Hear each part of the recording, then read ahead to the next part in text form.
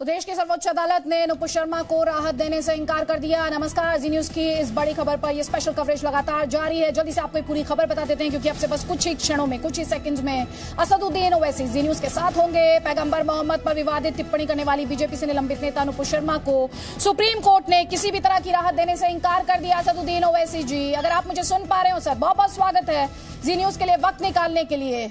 तो अगर supreme court में आज जो कुछ हुआ उसके हाइलाइट्स की बात करूं तो किसी भी राहत से इनकार कर दिया।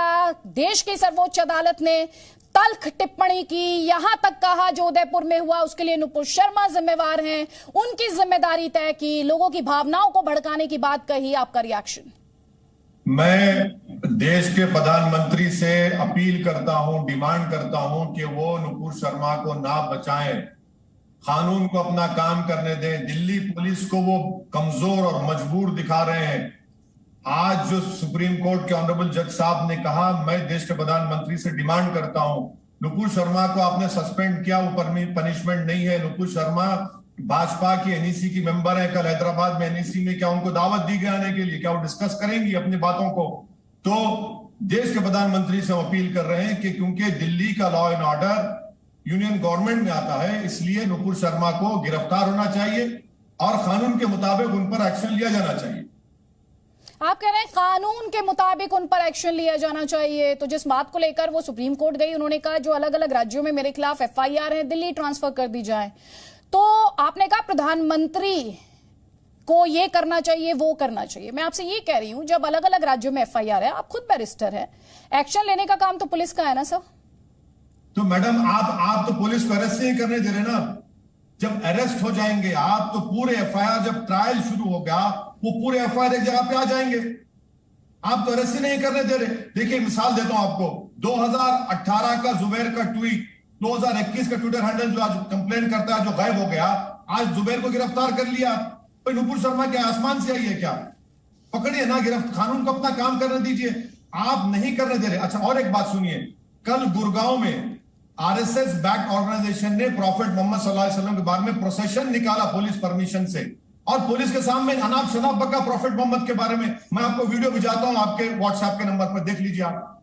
क्या हो रहा है मैडम? ये पुलिस की मौजूदगी में गाली दी जाती है। क्यों हो रहा है मैडम ये? आप क्यों इजाजत दे रहे हैं? पुलिस, गुड़गांव की पुलिस अरेस्ट नहीं करेगी उनको? उनका घर को नोटिस तोड़ना छोड़िए, उनको तो सामने ठहर के गाली दे रहे हैं, अनाप शनाप प्रॉफेट मोहम्मद को गाली दे रहे हैं। आप वीडियो भेजने की बात कर रहे हैं असदुद्दीन ओवैसी जी। सबसे पहले तो आपने कहा नुपुर शर्मा को बचाया जा रहा है, मैं आपसे समझती हूं नुपुर शर्मा को कौन, आपने प्रधानमंत्री का नाम लिया अभी थोड़ी देर पहले, लेकिन फिर भी दर्शकों को और क्लैरिटी मिलेगी जिन्होंने ये ब्रॉडकास्ट ज्वाइन किया और इस वक्त आपको जी न्यूज पर सुन रहे हो और समझने की कोशिश कर रहे हैं कौन बचा रहा है नुपुर शर्मा को। और फिर मेरा सवाल वही है, अलग अलग राज्यों में एफआईआर, हर जगह तो बीजेपी की सरकार है नहीं, महाराष्ट्र में भी थी एफआईआर, वेस्ट बंगाल में भी एफआईआर, यहां ये तो नॉन बीजेपी शासित राज्य है, तो वहां की पुलिस की जवाबदेही है, राज्य सरकार के अंडर में पुलिस आती है, तो वहां की पार्टियों की अकाउंटेबिलिटी उसमें क्यों नहीं फिक्स करते आप? मैडम, आप तो दिल्ली में नुपुर शर्मा को छुपा दिए है ना। नुपुर शर्मा के वेयरअबाउट्स किसी को मालूम ही नहीं है। महाराष्ट्र की पुलिस गई थी 41 सीआरपीसी नोटिस देने, वो गायब है ही नहीं ना कहीं भी वो। आपकी पार्टी की नेशनल स्पोक्स पर्सन है, एनईसी की मेंबर है, दिल्ली का लॉ एंड ऑर्डर देश के यूनियन गवर्नमेंट के मातहत आता है। आप ही तो बचा के रख रहे हैं। देश के प्रधानमंत्री से हम प्लीज डिमांड और अपील कर रहे हैं कि सर आप समझिए इस बात को, आप जो कर रहे हैं गलत है। आप देश के 20 करोड़ मुसलमानों के 130 करोड़ जनता के प्रधानमंत्री हैं। आप मेरे प्रधानमंत्री हैं, हम आपके आइडियोलॉजिकली खिलाफ थे और रहेंगे जिंदगी भर। मगर आप एक नुपुर शर्मा आपके लिए इतनी महबूब क्यों है कि हम आपके लिए महबूब नहीं है? नहीं, लेकिन आप जब ये आरोप लगाते हैं सर, देखिए पुलिस का काम अरेस्ट करना, प्रधानमंत्री तो जाकर अरेस्ट करते नहीं है, होम मिनिस्टर तो जाकर अरेस्ट करते नहीं है। मैडम एक मिनट, आज आपने सुप्रीम कोर्ट के ऑब्जर्वेशंस का जिक्र किया। ऑनरेबल जज साहब ने यह नहीं कहा कि नुपुर शर्मा के कंप्लेन पर किसी को अरेस्ट कर दिया गया, नहीं कहा उन्होंने। ये दिल्ली पुलिस के बारे में नहीं कहा उन्होंने। अब मैडम देखिए, दिल्ली पुलिस की क्रेडिबिलिटी, उनकी छवि उसमें बहुत मुतासिर हो रही है। कभी पुलिस की क्रेडिबिलिटी, उनका इकबाल कम नहीं होना चाहिए, मगर इस मामले में तो बिल्कुल उनका इकबाल कम हो गया। वो कंप्लीट बायस्ड हैं। बायस्ड है। मैंने आपसे एक और सवाल पूछा था, वेस्ट बंगाल में उनके खिलाफ एफआईआर है। सर आप दिल्ली पुलिस के ओवैसी साहब देखिए, मेरा सवाल पूछने का काम है जी। मैं आपके सवाल का जवाब देता हूं। चलिए, आप तो पहले अरेस्ट करिए ना, अरेस्ट करिए, उसके बाद जितने एफआईआर है उस कोर्ट में आ जाएंगे, उस कोर्ट में आएंगे बराबर। आप अरेस्ट ही नहीं कर रहे, आप अरेस्ट करने ही नहीं दे रहे हैं। आप जुबैर को अरेस्ट करते हैं। देखिए, नुपुर शर्मा का समझिए, नुपुर शर्मा ने न्यूज 24 मानक गुप्ता के एंकर थे, वहां पर यही अनाप शनाप बका। फिर टाइम्स नाउ में जाकर नविका गुप्ता के लिए अकाउंटेबल नहीं हूं sir. I hope you will respect that. चलिए, fact, I hope you will respect that sir.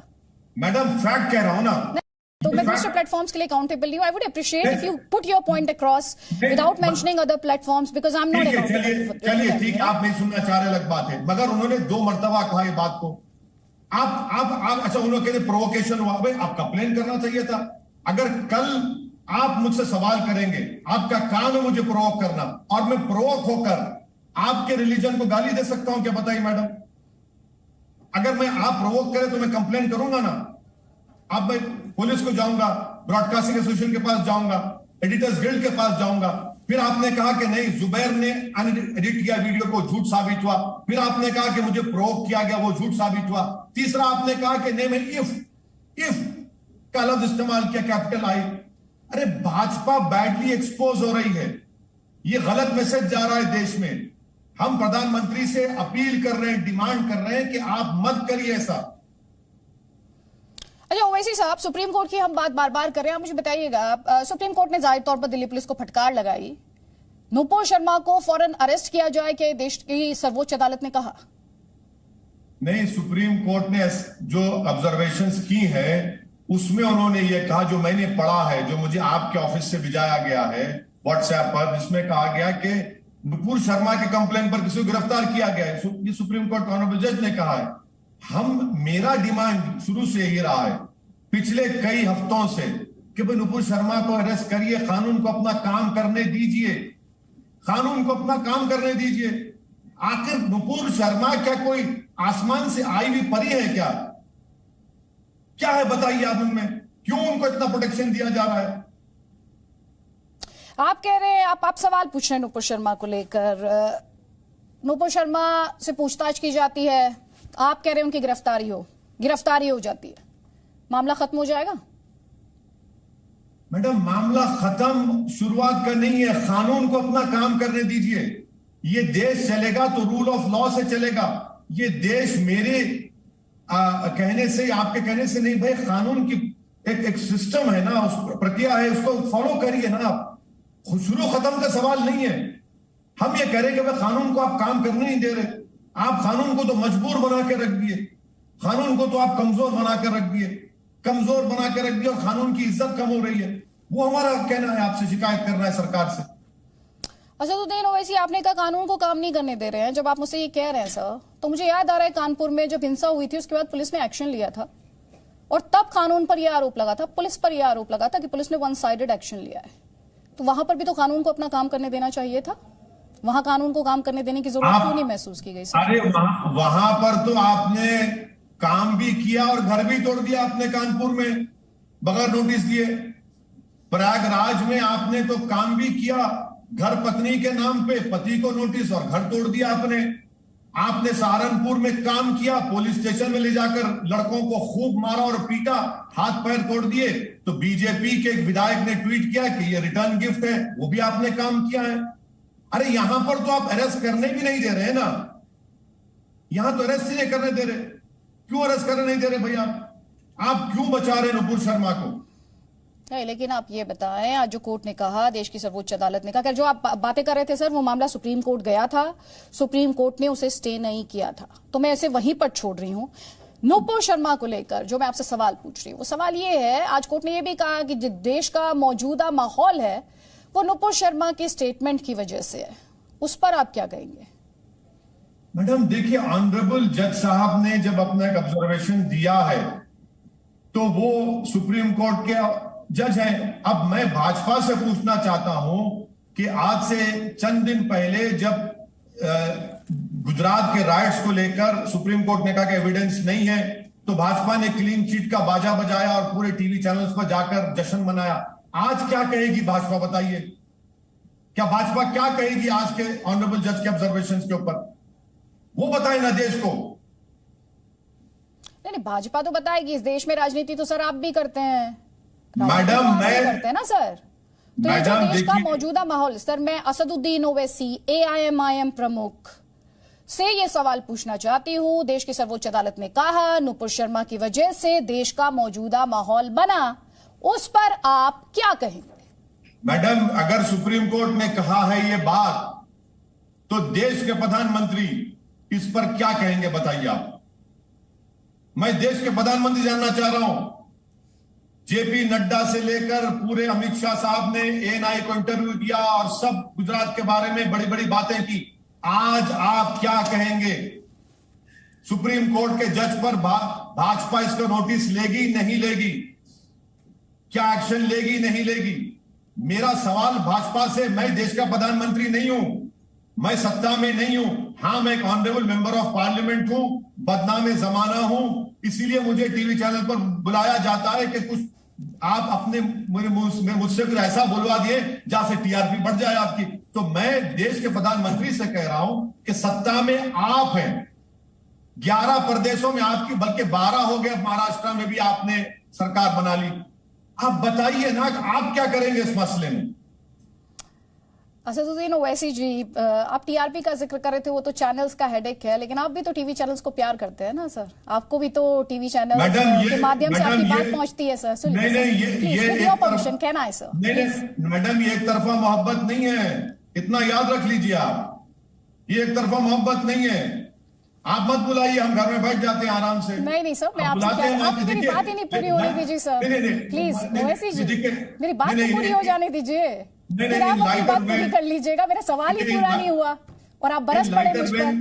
मैं लाइटर वेन कह रहा हूं, मगर मुझे आपने दावत दी, मैं आपका शुक्रगुजार हूं कि मैं अपनी बात को रख सक रहा हूं, क्योंकि एक व्यू पॉइंट आना चाहिए, जो सच्चाई है आना चाहिए। एग्जैक्टली आपको इसीलिए बुलाया गया है क्योंकि ये एक व्यू पॉइंट है।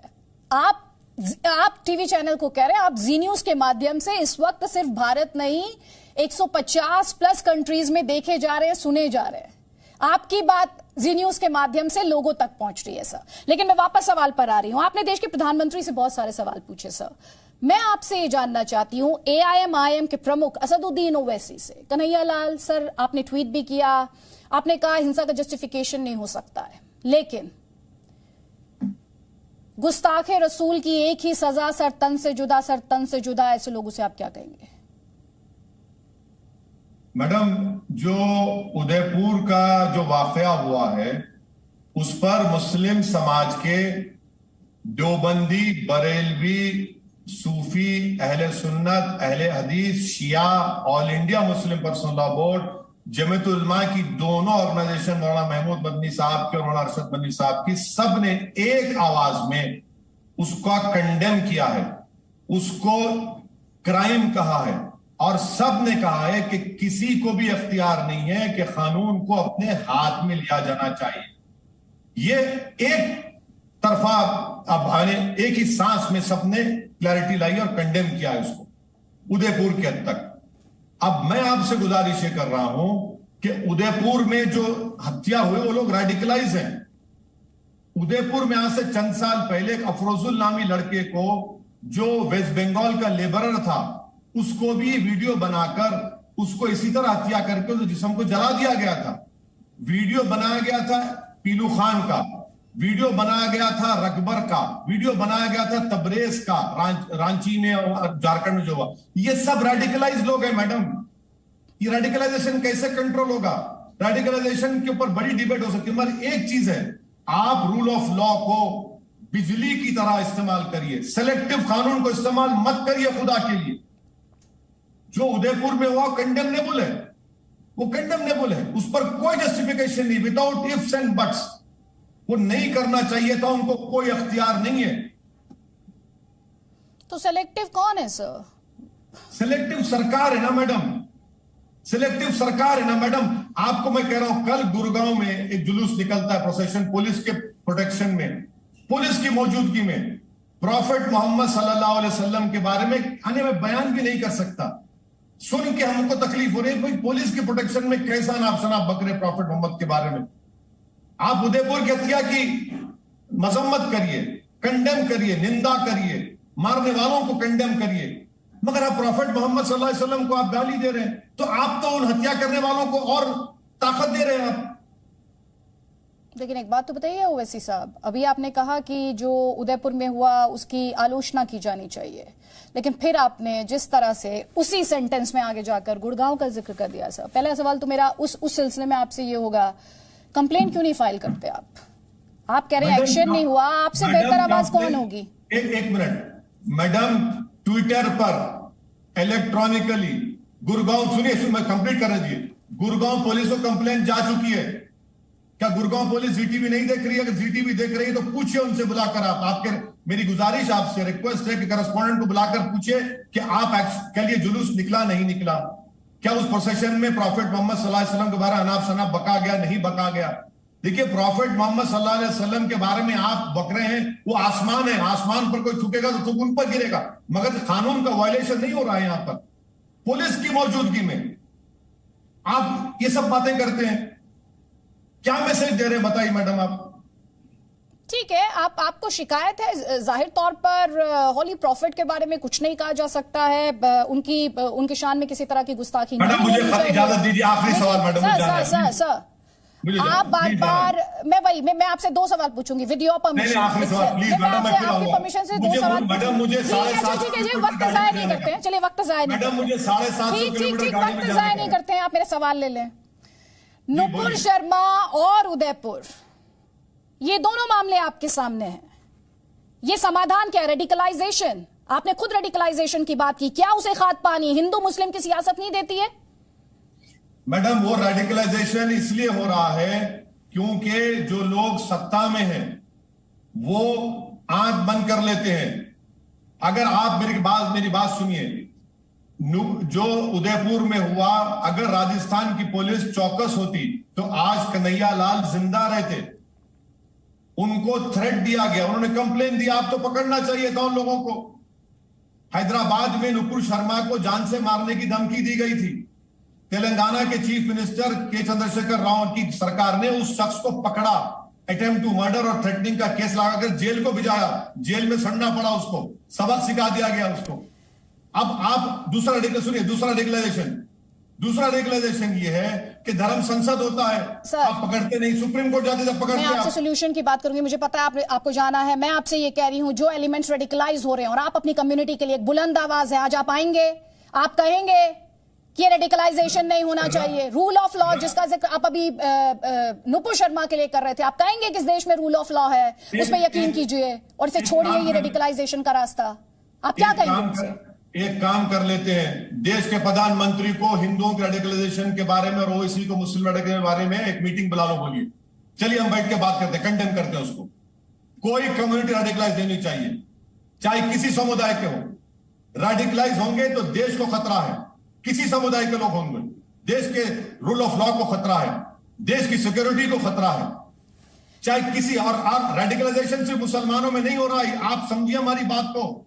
मैं आपके प्रोग्राम में, आपने मुझे आपके कॉन्क्लेव में बुलाया था, मैंने आपसे कहा था कि जेनोसाइड की राह पर इस देश जा रहा है, आप यकीन नहीं किए मुझे। मैं आपसे कह रहा था, ये भी कहा था कि हाँ मुझे नहीं लगता कि ऐसा हो रहा है इस देश में, ऐसा होना चाहिए। मैडम नहीं मैं ये कह रही हूँ, आपने बहुत अच्छी बात की ओवैसी साहब, बहुत अच्छी आपने बात की है। मैं कह रही हूँ रेडिकलाइजेशन, आपने कहा कि इस देश में लोगों को समझना होगा, मैं कह रही हूँ रेडिकलाइजेशन किसी भी साइड हो गलत है, मैं एक भारतीय होने के नाते सोचती हूँ। आप मुझे ये बताइए, आज इस प्लेटफॉर्म के माध्यम से आप कहते हैं दोनों कम्युनिटी साथ आके बैठेंगी, तो उस कम्युनिकेशन को, उस डायलॉग को असदुद्दीन ओवैसी लीड करेंगे, कहते हैं आज आप जी न्यूज के मंच से। मैं देश के प्रधानमंत्री से रिक्वेस्ट कर रहा हूं कि नेशनल इंटीग्रेशन काउंसिल की फौरन मीटिंग बुलाई जाए, प्लीज बुलाइए, इसमें इस बार बात करेंगे। मैं रेडिकलाइजेशन के खिलाफ हूं मैडम, मैं तो एक पॉलिटिकल वॉइस हूं, मैं इन रेडिकलाइजेशन को खत्म करने के लिए देश के कोने कोने में जाकर अपनी पार्टी को फैलाता हूं, इलेक्शन लड़ते हैं। लेकिन वहां जाकर तो आप मुसलमानों की बात करने लगते हैं ना सर, आप भारतीय नेता नहीं, आप मुसलमानों के नेता बनने की बात करने लगते हैं। देखिए मुसलमान भी इस देश के नागरिक है नहीं है सर, हम सब भारतीय हैं ना। अरे भारतीय तो मुसलमानों की पॉलिटिकल वॉइस की जरूरत नहीं है। भारत की पार्लियामेंट में सिर्फ 4% एमपी होंगे और हर समाज का एक एक रिप्रेजेंटेशन उनका आबादी के लिहाज से सबका बराबर है। किसका रिप्रेजेंटेशन नहीं है? सर आप खुद करें सर, आप जो दलील दे रहे हैं ऐसे कैसे धर्म आधारित राजनीति खत्म होगी सर? आप मुझे पूरा यकीन है आप भी चाहते होंगे कि धर्म आधारित राजनीति खत्म हो, इंडियन एम्पावर्ड हो, हिंदू मुस्लिम के तौर पर नहीं, इंडियन के तौर पर। वो सब सही है, मगर जब बीजेपी उत्तर प्रदेश के चुनाव में अपने प्रत्याशियों की लिस्ट जारी की तो जी टीवी पर नहीं कहा गया था कि फुला विधानसभा पे ये नाम उसकी जाति है, फुला बिरादरी उसका नाम ये, वो ओबीसी है, वो एससी है, एससी में कौन सी कम्युनिटी का है, वो आप क्यों कह रहे हैं वो अलग कर रहे हैं? फिर आप जो कर रहे हैं वो सही कैसे होगा सर? सही नहीं है। देश के लिए रेडिकलाइजेशन खतरा है और रेडिकलाइजेशन हर समाज में हो रहा है और सबसे ज्यादा वो लोग कर रहे हैं जिनको सरकार का प्रोटेक्शन है। अब मुझे इजाजत दीजिए मैडम, प्लीज, मुझे जाना है 750 किलोमीटर मध्य प्रदेश में, फिर आएंगे। Thank you madam. Owaisi ji, मुझे पूरी उम्मीद है आप जाएंगे युवाओं के बीच तो भारत की बात करेंगे, भारतीयों की बात करेंगे और ये जो रेडिकलाइजेशन का चैलेंज है आप उसे चुनौती पेश करेंगे।